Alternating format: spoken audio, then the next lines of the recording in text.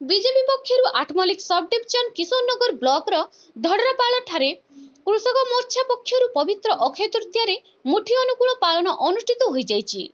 एथिरे अनुगुल जिलार कृषक मोर्चा साधारण संपादक प्रवीण कुमार साहू अध्यक्षता अनुष्ठित होइछि।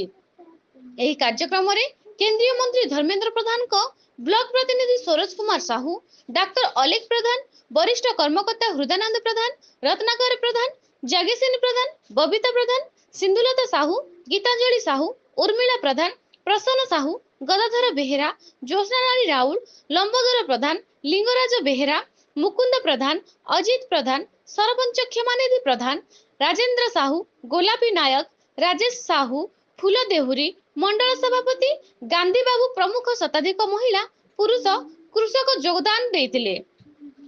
डाक्टर अलेख प्रधान अभिभाषण देथिले। सरोज साहू ए वर्ष कृषक मानक पई भल चाष हेबो बोली ठाकुरंक ठारे प्रार्थना करथिले।